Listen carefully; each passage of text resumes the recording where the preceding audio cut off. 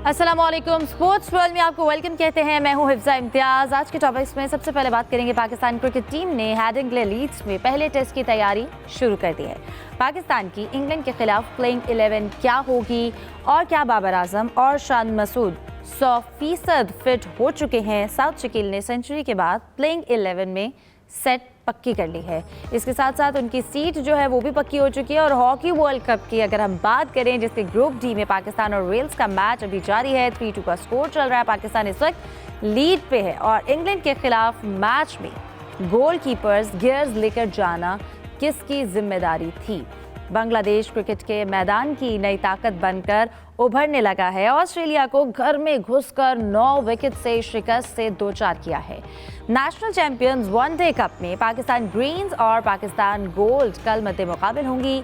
और English cricket league the 100 में Jos Buttler की टीम मैनचेस्टर सुपर जायंट्स ने पहली बार टाइटल जीत लिया है। और क्रिस्टियानो रोनाल्डो ने रिटायरमेंट का इंतजार दे दिया है। वो कहते हैं हो सकता है ये आखिरी सीजन हो। तो टॉपिक्स आपके सामने, इन पर डिस्कशन के लिए मेरे साथ मौजूद है जाहिद मकसूद साहब, मोहम्मद अस्कर सलीमी और इसके साथ साथ सलीम खालिक साहब। आप तीनों को वेलकम कहती हूँ और उम्मीद करती हूँ आप लोग खैरियत से होंगे। आगाज़ करती हूँ सबसे पहले सलीम खालिक साहब आपसे। और जैसा कि पाकिस्तान का जो अगला इम्तिहान है हेडिंग्ले लीड्स में वो पहुंच चुके हैं और ओवरऑल हम साउथ शकील की फ़िटनेस पे बात कर रहे हैं। हम बाबर आजम के हवाले से अगर हम बात करें कि वो 100% फिट हैं या नहीं, तो शान मसूद के भी हवाले से, तो अभी क्या आपको इस वक्त सूरत हाल नज़र आ रही है? आज पाकिस्तान टीम का प्रैक्टिस सेशन होना है या चल रहा होगा अभी। और जब तक मैंने लास्ट चेक किया था कोई पीसीबी की तरफ से ऐसी इत्तला ही नहीं है कि उन दोनों ने शिरकत की है या नहीं की। थोड़ी देर में पता लग जाएगा वो। और मुझे अभी 50-50 लग रहा है, क्योंकि बाबर को एक ही जगह पर, एक ही हाथ में उंगली पे जहां उनको चोट लगी, 2 बार चोट लगी है ये। और जिस तरह वार्म अप मैच में उनको तकलीफ़ का इजहार वो कर रहे थे, इस तरह से बाबर यूजुअली करते नहीं है। उन्होंने ग्लव्स फेंका, बैट फेंका, बहुत ज़्यादा तकलीफ़ उनको हो रही थी। लेकिन उनकी इंजरी के मुतालिक इतना ज़्यादा पीसीबी ने डिस्क्लोज़ नहीं किया। गालिबन हिकमत अमली का हिस्सा ये हो सकता है कि पहले से ही ना बता दें। जैसे शान मसूद हैं, उनके फ्रैक्चर हो गया था, सबको पता लग गया था। वो बाबर के साथ ऐसी सिचुएशन ना हो और मामूली सी कोई इंजरी हो, सूजन वगैरह, और वो ठीक होके पहले टेस्ट में शिरकत करें। क्योंकि शान की भी अभी फिटनेस 19-20 ही लग रही है। क्योंकि उन्होंने जो नेट सेशन में हिस्सा लिया था वो भी हम ऐसा नहीं कह सकते कि बिल्कुल 100% फिट नज़र आ रहे हैं।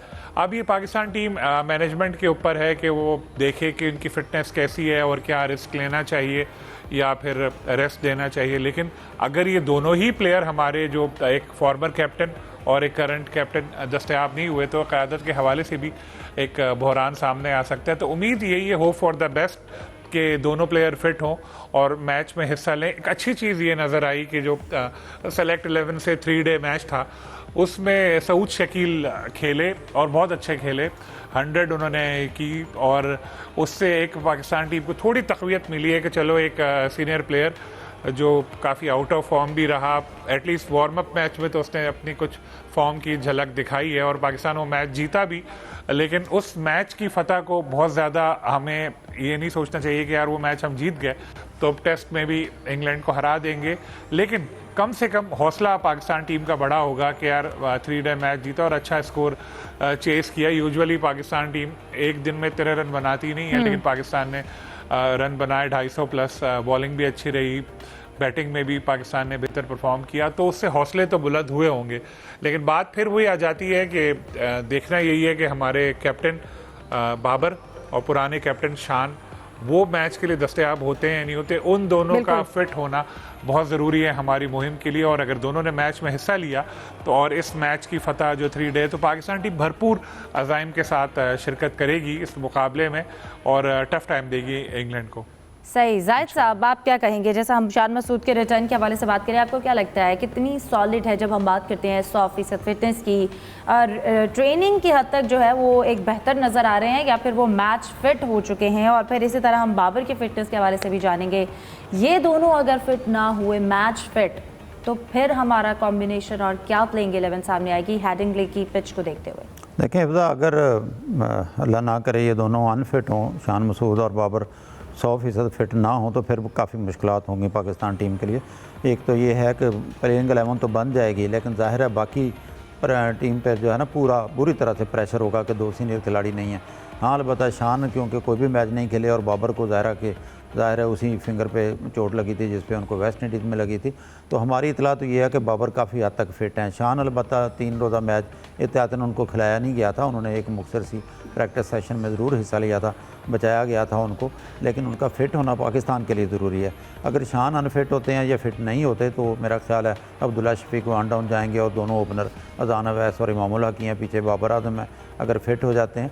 और फिर सऊद शकील का जैसे अभी जिक्र भी किया गया है कि उन्होंने सेंचुरी की, क्योंकि पिछला अगर रिकॉर्ड देखा जाए सऊद शकील का तो इतना अच्छा नहीं है, वो आउट ऑफ फॉर्म दिखाई देते थे, लेकिन फिटनेस मसाइल से गुजरने के बाद ये ठीक है 3 रोज़ा मैच का उतना प्रेशर नहीं होता, लेकिन आखिरी दिन 262 रन बनाना बहुत बड़ी कामयाबी मैं समझता हूँ। इस रेफरेंस से है कि टीम ज़रा फतह से अपना आगाज़ करती है। अगर पाकिस्तानी टीम वो मैच हार जाती है, एक डिफरेंट सिनारी होता, फिर 4 रोज़ा मैच को आपको याद होगा वो 3 रोज़ा मैच कर दिया गया था। तो ओवरऑल देखा जाए तो आज क्योंकि पहली प्रैक्टिस है पाकिस्तान की एडेंगले लीड्स में और फिर सिर्फ एक दिन बाकी है, कल ट्रॉफी की रूनमाई भी होगी, कैप्टन की प्रेस कॉन्फ्रेंस भी होगी और फिर पाकिस्तान अपने मैदान में टीम उतारेगा। तो अमूमन जो है 3 मैचों की या 2 मैचों की जो सीरीज़ होती है, ज़्यादातर ये होता है कि पहले मैच में जो प्लेइंग 11 मैदान में उतरती है ज़्यादातर उन्हीं पर भरोसा किया जाता है, उनको खेलने का मौका दिया जाता है। तो हम तो चाहते हैं, ज़ाहिर टीम मैनेजमेंट भी चाहती होगी कि बाबर आजम और शान दोनों फिट हो जाएं, लेकिन अभी मेरा ख्याल लगता है कि आज शाम तक सूरत हाल कुछ ना कुछ वाज़ेह हो जाएगी कि कहाँ तक उनके फिटनेस इशू हैं और कहाँ तक वो फिट है और खेल सकते हैं। सही। सलीमी साहब, आपको क्या लगता है जिस तरह से पाकिस्तान की फ्रेजाइल बैटिंग है, टायरिंग अटैक है, इस पर इसकी जो तनकीद हो रही है ये कितनी हम इसको जस्टिफाई कर सकते हैं? और अब एक अच्छी उम्मीद के साथ ये दूसरा मैच खेल रहे हैं बिकॉज एक अच्छे रिजल्ट्स रहे पहले मैच में, तो आप क्या ऐड करना चाहेंगे? जी, सबसे पहले तो चूँकि 19 अगस्त से बाकायदा आगाज़ हो रहा है सीरीज़ का, सबसे पहले तो हमें भरपूर सपोर्ट करना चाहिए और हमें ये बात भी भूलनी नहीं चाहिए कि प्रैक्टिस मैच में पाकिस्तानी टीम ने कम बैक किया है, बहुत उम्दा कम बैक किया है। आपको पता है पहली इनिंग्स में जो सेलेक्ट 11 है 300 से ऊपर स्कोर करने में कामयाब हो गई थी। और जिस तरह अभी जाहिद मकसूद साहब ने भी जिक्र किया है कि इन्होंने दूसरी इनिंग्स जिस तरीके से बड़ी तेज़ी के साथ खेली, इन्होंने ये समझ लें कि इसको टेस्ट नहीं समझा, प्रैक्टिस मैच नहीं समझा, वनडे की तरह खेला है। स्पेशली अगर हम इमामुल हक की बात करते हैं, 88 गेंदों पे 80 स्कोर किया और उनको फिर कहा गया है कि आप आ जाए, वापस आ जाए। तो मैं समझता हूँ कि और स्पेशली जो सऊद शकील है वो उन्होंने भी बेहतरीन अच्छा आगाज़ किया, उनका टीम में अच्छा कम बैक हुआ है। लेकिन पाकिस्तान को इस मैच में सीरीज़ के पहले मैच में इत्मीनान के साथ जाने के लिए 3 खिलाड़ियों का सुपर फिट होना बड़ा ज़रूरी है। कौन कौन वो प्लेयर हैं? बाबर आजम है, शान मसूद है। इसलिए ये है कि बाबर आजम का भी जो टेस्ट रिकॉर्ड है इंग्लैंड में वो बहुत शानदार है, 66 की एवरेज से इन्होंने अपनी परफॉर्मेंस का मुजाहरा किया है। शान मसूद ने बड़ी लंबी इधर वो क्रिकेट खेली है, टेस्ट क्रिकेट। और तीसरा जो प्लेयर है वो मोहम्मद अब्बास है।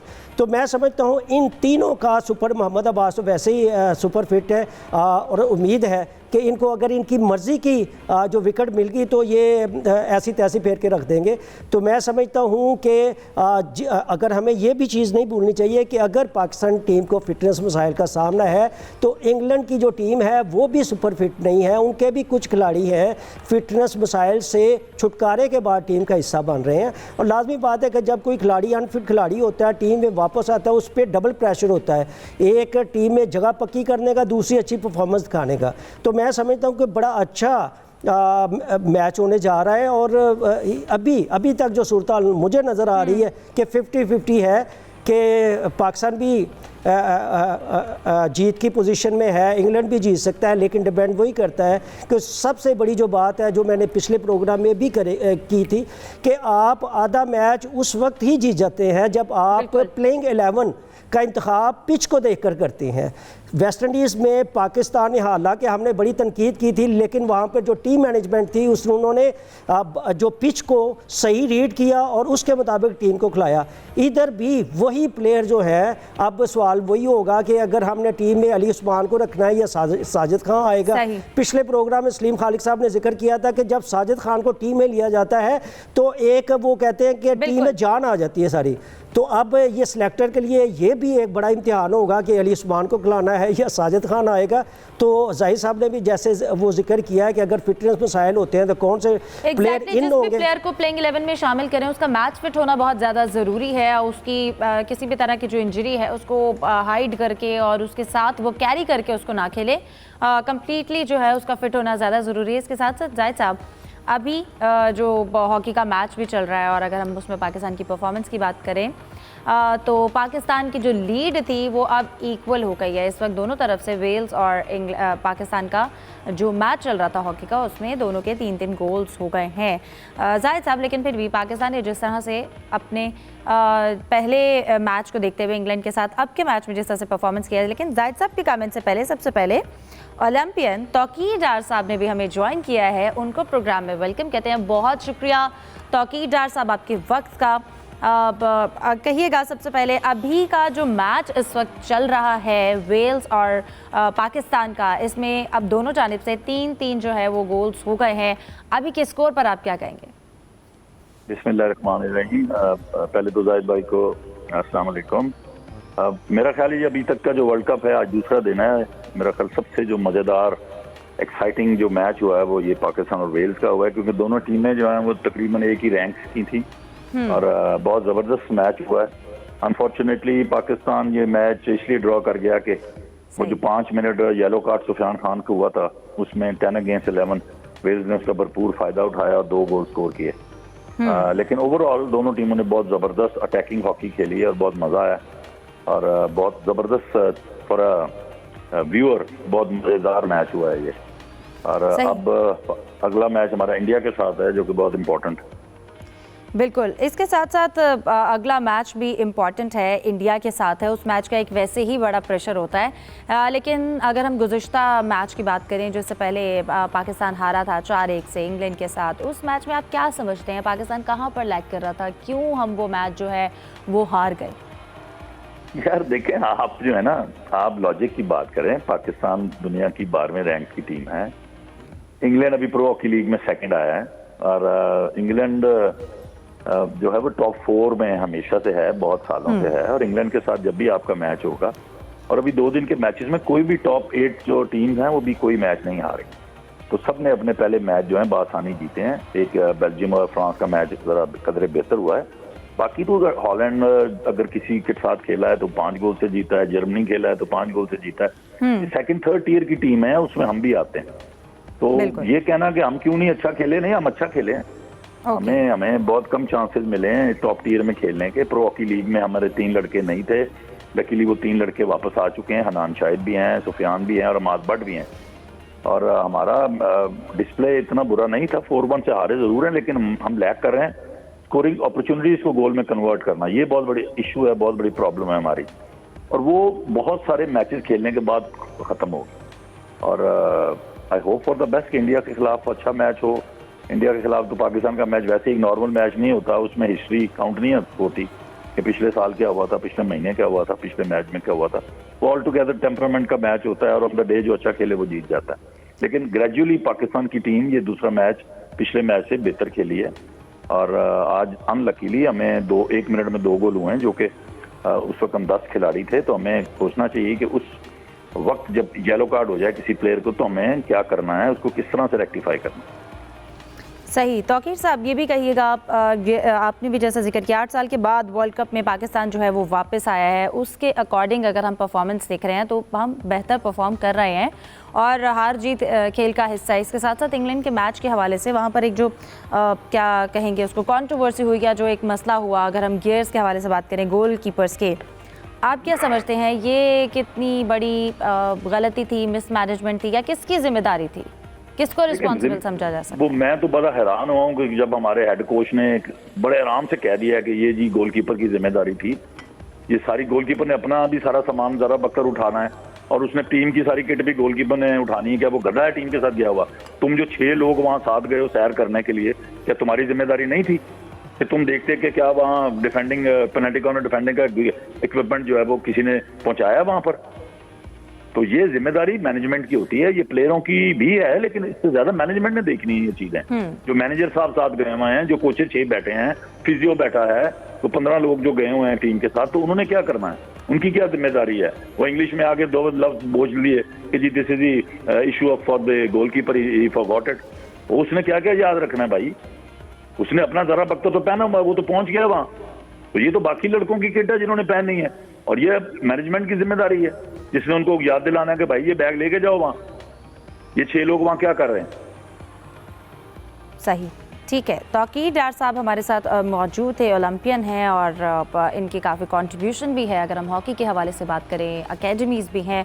बहुत शुक्रिया तौकीर डार साहब आपके वक्त का। जाहिद साहब, अभी पाकिस्तान ने यकीनन हमने जिक्र किया इंग्लैंड के खिलाफ परफॉर्म किया, जीतने की कोशिश की, लेकिन अभी का मैच पाकिस्तान के लिए क्या समझते हैं, ड्रॉ हो गया है, लेकिन ओवरऑल परफॉर्मेंस कैसी रही और कितना मस्ट विन था कि पाकिस्तान के लिए इंडिया के मैच से पहले अगर वो ये जीत जाता तो मोराल कितना बेहतर हो जाता? हिफ्जा देखें, जैसे इंग्लैंड के मैच का आप जिक्र कर रही थी और तो डार साहब ने भी जिक्र किया, क्योंकि रैंकिंग भी अगर आप देखेंगे इंग्लैंड की टीम पाकिस्तान से इस वक्त बहुत बेहतर है। हम जो है सारा गुस्सा जो निकालते हैं वो पाकिस्तानी टीम पर निकालते हैं। यकीनन हमारी तवक्कुआत हाई हैं, कौमी हॉकी टीम जिस सतह पे पहुंच चुकी है, इसके बावजूद हमारी तवक्कुआत होती हैं कि जाते ही टीम जो है कोई गुल लाएगी, कोई मौजा दिखाएगी और जीत का सफ़र शुरू कर देगी। टीम हालिया 2-3 माह पहले तो बगावत हो रही थी टीम में, फिर इनके कैंप लगाए गए हैं। नो डाउट पाकिस्तानी टीम उतना अच्छा नहीं खेली इंग्लैंड के खिलाफ जितना उससे हम तवक्को करते थे, लेकिन रैंकिंग देखें, टीमों का खेलना देखें, उसमें लगता नहीं था। लेकिन अब थोड़ा सा टेम्पो में दिखाई दी आज टीम, और टीम में तो गर्मा गर्मी भी बहुत दफ़ा, 2 या 3 दफ़ा, फिर एक प्लेयर को भी बाहर बिठा दिया गया कार्ड दिखा के। और तो जो आज सलमान अकबर का तनकीदी बयान था, आप उसे किस हद तक जायज़ हाई समझते हैं? टेम्पो में बयान हुआ है, लेकिन जैसा कि आपने वो गेयर का जिक्र किया कि अपना सामान भूल गए, तो मैं एग्री करता हूँ 100% जो तो कि डार साहब ने कहा। टीम मैनेजमेंट, मैनेजर, कोचेस, इनका भी काम होता है। गोलकीपर ऑलरेडी आपको पता है उसने पैड जो है अपनी चेस्ट पर भी, टांगों पर भी, हर जगह उसने अपने पैड्स पहने होते हैं और मौजूद होता है। लेकिन कम अज़ कम सुबह की ज़रूर भी पाकिस्तान की इस मौके पे कि जब पेनल्टी कॉर्नर मिल जाए टीम को और आपका एक खिलाड़ी जो है अपील करे रेफरी से कि हमारे जो गेयर्स हैं वो बाहर हैं, हमें लाने की इजाज़त दी जाए। इससे पहले आपको याद होगा एक दफ़ा 11 प्लेयर की जगह 12 पाकिस्तान के मैदान में उतरे हुए थे और उस पर भी बड़ी पाकिस्तान की बदनामी हुई थी। इन चीज़ों पर टीम मैनेजमेंट को गौर करना चाहिए। और हाँ, होगी जिम्मेदारी, क्योंकि कप्तान को फिर आपको याद है बाहर बिठा दिया गया था। आज भी जब फाइट हुई है 2-2 मिनट के लिए दोनों टीमों के कप्तानों को बाहर बिठा दिया गया। थोड़ा सा गर्मा गर्मी हो जाती है टीम में, लेकिन टेम्परामेंट थोड़े से लूज़ करने से ज़रा बचना होगा अपन हमारी टीम को। बिल्कुल ऐसा ही है, डिसिप्लिन का भी ख्याल रखना पड़ेगा, टेम्परामेंट को है कंट्रोल में रखना पड़ेगा। इंडिया के साथ अगला मैच है, इसके लिए उम्मीद जो है वो बेहतर रखते हैं टीम से। डिस्कशन को कंटिन्यू करते हैं दीगर टॉपिक्स पर एक ब्रेक के बाद। Stay with us. Welcome back. Salim Khaliq साहब, आपकी जानिब आना चाहती हूँ। कहिएगा, अगर हम बांग्लादेश और ऑस्ट्रेलिया के मैच के हवाले से बात करें, एक टेस्ट क्रिकेट में बांग्लादेश जो है वो अभी उभर कर सामने आ रहा है और फिर ऑस्ट्रेलिया को होम ग्राउंड में उनके घर में घुसकर 9 विकेटों से शिकस्त थी। हसन महमूद की बात करें, उन्होंने ओवरऑल 9 विकेट्स जो हैं वो हासिल की। तो बांग्लादेश इस वक्त हमें कितना कंपोज, कितना डिसिप्लिन, कितना बेहतरीन नज़र आया और ये कितना बड़ा अपसेट था ऑस्ट्रेलिया के लिए? सबसे पहले बांग्लादेश के लिए तालियां, बहुत ज़बरदस्त परफॉर्म किया। एक ऐसी टीम जो वार्म अप मैच में 100 रन भी नहीं बना सकी थी, उसने ऑस्ट्रेलिया के टॉप क्वालिटी बॉलिंग अटैक के खिलाफ 400 प्लस स्कोर किए। उनका फास्ट बॉलर हसन जो है 9 विकेटें ले गया मैच में, तंजीद सेंचुरी बना रहा है। एक दिन भी ऑस्ट्रेलिया को कमबैक का मौका नहीं दिया। हर जब मैच हुआ पूरे हावी हुए। बहुत ज़बरदस्त परफॉर्मेंस बांग्लादेश की रही। लेकिन पहले भी मैंने कहा था कि अगर बांग्लादेश जीता तो पाकिस्तान को मिठाई का टोकरा भेजना चाहिए। हम लोगों ने उनको कॉन्फिडेंस दिया। 2 सीरीज़ 2-2-0 से हम हारे तो उनको लगा कि हम किसी को भी हरा सकते हैं, और ऑस्ट्रेलिया में जाके ऑस्ट्रेलिया को हराना उनके घर पे बहुत बड़ी बात है। और फुल स्ट्रेंथ ऑस्ट्रेलियाई साइड, ये नहीं कि उन्होंने कुछ प्लेयर्स को रेस्ट करा दिया हो। तो बहुत शानदार परफॉर्म किया बांग्लादेश ने। एक वक्त था हम लोग कहते थे कि जी फास्ट बॉलर्स तो बस पाकिस्तान में आते हैं, इंडिया के पास फास्ट बॉलर नहीं है, बांग्लादेश के पास नहीं है। अब आप देख लें, इंडिया के पास भी फास्ट बॉलर उनको जितवा रहे हैं, बांग्लादेश को फास्ट बॉलर उनके मैच जितवा रहे हैं। जो भी आता है, अब नाहिद का बड़ा नाम था यहाँ पे, देखें हसन आउट करके 9 विकेटें लेना बहुत बड़ी बात है। और अगर हम इसके साथ अपनी तरफ देखें तो हमारे पास यंगस्टर भी कोई ऐसा नज़र नहीं आ रहा। अगर आप देखें ये जो चल रहा है वनडे कप, चैंपियंस कप, इसके जो टॉप 5-6 बॉलर हैं वो सारे वो बॉलर हैं जो अरसे से क्रिकेट खेल रहे हैं, फास्ट बॉलर्स ही हैं। तो हमें इस शोबे में पीछे रह गए। बांग्लादेश बहुत तेजी से आगे आ रहा है, नंबर आखिर की एक टीम और उसे नंबर 1 टीम को हराया इस तरह उसके घर पे जाके, बहुत बड़ी बात है बांग्लादेश के लिए। ये फतह बहुत बड़ा बूस्ट साबित होगी। ऑस्ट्रेलिया तो अभी से ही परेशान हो चुका है और बातें करने लगा है कि जी इसको बिठा दें, लबुशैन को बिठा दें, ऐसा कर दें, वैसा कर दें। तो उन लोगों को तो अभी से हवास बाख्ता हो चुके हैं। बांग्लादेश को देखना है कि किस तरह इस चीज़ को आगे लेके जाता है, क्योंकि पहले भी हमने देखा कि एक आध मैच जीतते थे, उसके बाद फिर इनकी परफॉर्मेंस पीछे चली जाती है, लेकिन अब थ्रू आउट ये लोग जीतना शुरू कर दिया है इन्होंने। और तो इनको लगता है ऐसा है कि बांग्लादेश टेस्ट क्रिकेट की हद तक तो बड़ी कुव्वत बनने की अहलियत रखता है। बिल्कुल। सलीमी साहब, आप क्या कहेंगे? बांग्लादेश की फर्स्ट इनिंग 426 रन, फिर इसके साथ साथ हमने ये भी देखा मैच में कैमरन ग्रीन की जो सेंचुरी थी कि सिर्फ एक इंडिविजुअल परफॉर्मेंस जो है वो मैच की रिस्पॉन्सिबिलिटी और मैच नहीं जितवा सकती, सबको कॉन्ट्रीब्यूट करना पड़ता है। बांग्लादेश ने आउट क्लास कर दिया ऑस्ट्रेलिया को। जी बिल्कुल, वाकई मैं समझता हूँ कि 149 साल जो टेस्ट क्रिकेट की तारीख है, ये यादगार मैच, उन चंद मैचेस हैं जिनको याद किया जा सकता है, और उन मैचों में ये मैच भी है।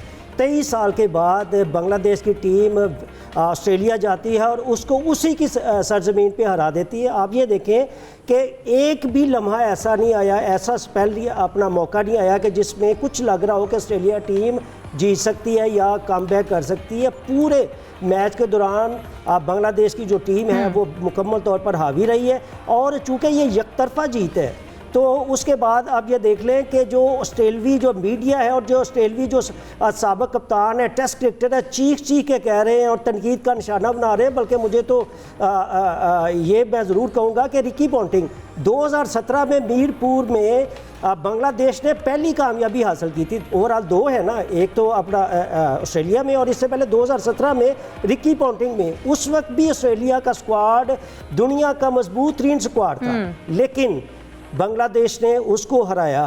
तो मेरा ख्याल है कि अब वो तनकीद कर रहे हैं, लेकिन जब 2017 में हुई थी तो मेरा ख्याल है कि कप्तान को उस वक्त भी कहना चाहिए था कि भाई हाँ जी हम बहुत बुरा खेले हैं। तो मैं समझता हूँ कि खाली तनकीद नहीं है, बांग्लादेश ने हर शोबे में आउट क्लास करके फतह हासिल की, और जो इसमें जो सबसे बड़ा रोल है उनके जो फास्ट बॉलर हैं उनका है। हसन महमूद को अप्रिशिएट करना चाहिए, 9 विकेटें ली। और मैं आपको ये बता दूं कि इससे पहले दुनिया में एशिया के 3 बड़े प्लेयर हैं जिन्होंने एक अपना टेस्ट मैच में 10 विकेटें ली थी। वो कौन है? वसीम अकरम, वकार यूनुस, इमरान खान। अगर एक और विकेट हसन महमूद ले लेते तो वो वसीम, वकार और इमरान खान के बराबर आ सकते थे। तो मेरा ख्याल है कि मुबारकबाद की मुस्तहिक है।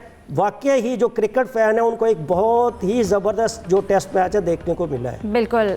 नेशनल चैंपियंस वनडे कप की जानिब आते हैं जाहिद साहब, जिसमें पाकिस्तान ग्रीन्स और पाकिस्तान गोल्ड कल मद्दे मुकाबिल होंगे। पाकिस्तान का अगर हम बात करें, ग्रीन्स का लीग स्टेज में बड़ी डोमिनेंट परफॉर्म कर रहे हैं। अब तक के जो मैचेस हुए हैं, शाहीन आफरीदी की परफॉर्मेंस के हवाले से वो जो प्रेशर है, इन सारी चीज़ों पर आप क्या राय देंगे? देखिए हिफ्ज़ा, पाकिस्तान जो ग्रीन थे, शादाब जिसके कैप्टन है, वो शुरू से ही अच्छा खेले है। तीनों मैच उन्होंने डोमिनेट किया और वाज़ेह अक्सरियत से बरतरी के साथ उन्होंने अपने तीनों मैच खेले। और बाकी जो तीनों टीमें थीं उन्होंने एक मैच जीता है, जिसमें रन रेट पर जो है जो शाहीन अफरीदी की कप्तानी में खेल रही थी पाकिस्तान गोल्ड, वो पहुंची है फाइनल में। अब काबिल क्योंकि फ़ाइनल है, गर्मी शदीद थी, एक तो पूरे मुल्क में शदीद गर्मी है और हमारे इलाके में या बहुत सारे शहरों में, लाहौर मुल्तान इन इलाकों में हबस भी बहुत ज़्यादा है और मुल्तान में तो गर्मी भी मुल्तान की बड़ी मशहूर है। 3 बजे मैच जो है ना स्टार्ट हो जाता है। और कल के मैच में इन्होंने फिर उसके बाद एक म्यूज़िकल शो भी रखा हुआ है, जिसमें साहिर अली बागा और इस टाइप के बाकी गुलकार अपने फ़न का जादू जगाएंगे। तमाशाइयों के लिए फ्री एंट्री की हुई है। शाहीन अफरीदी या बाकी जितने भी हैं, कोई नो डाउट, अगर ओवरऑल आप रिकॉर्ड देखें तो बड़े तो हैरत होती है कि फ़हीम अशरफ जो है नंबर 1 है विकेटें लेने में, लेकिन 3 बॉलर हैं जिसमें नसीम शाह भी शामिल हैं और फ़हीम अशरफ ने बहुत कम रन दिए और 3 विकेटें ली, 2 मैचेस खेले। तो ओवरऑल देखा जाए तो बहुत ज़्यादा कोई हमारी बॉलिंग लाइन बिल्कुल सामने नहीं आ सकी। लेकिन क्योंकि कल एक फिर मैच है और एक वार्म अप मैच कह लें कि कैंप के बाद उन्होंने एक मौका दिया था खिलाड़ियों को कि कौन कौन जो है सामने आता है, ताकि इनमें से नो डाउट इसमें कोई शक नहीं है कि चैम्पियंस कप की बुनियाद पर 100% आप 20 या 25 का पूल तैयार नहीं कर सकते। यहाँ प्लस पॉइंट ज़रूर आता है कि खिलाड़ियों को खेलना का भी एक साथ मौका मिल जाता है। जो PSL में हमारे बहुत से नौजवान सामने आए थे उनको भी मौका मिल गया मुल्तान में खेलने। सही। सलीम खालिक साहब, इसके साथ साथ अगर हम 100 के हवाले से बात करें, जिसमें जोस बटलर की टीम मैनचेस्टर से सुपर जायंट्स ने पहली बार टाइटल जीत लिया है, इसके हवाले से आप क्या कहेंगे? 100 में अच्छा इवेंट हुआ और जिस तरह आपने देखा होगा कि क्राउड बहुत ज़्यादा आया और लोग बहुत ज़्यादा, इनके जो साबिक क्रिकेटर है वो भी यही बात कर रहे हैं कि एंटरटेनमेंट के हद तक तो ये टूर्नामेंट सही था, लेकिन ऐसा कहना है कि बड़ा टैलेंट मिल रहा है या ये हो रहा है, उस लिहाज से इतनी बात नहीं थी। लेकिन इन लोगों ने ये एक चीज़ सोची है कि आगे शायद ये 100 को कंटिन्यू ना करें इन फ्यूचर और ये भी कोई दूसरे ममालिक की तरह अपनी कोई T20 लीग करवाएं। सही, ठीक है। इसके साथ साथ प्रोग्राम को यहीं पर क्लोज करते हैं। आप तीनों का बहुत शुक्रिया, हमें दीजिए इजाज़त। अल्लाह हाफ़िज़।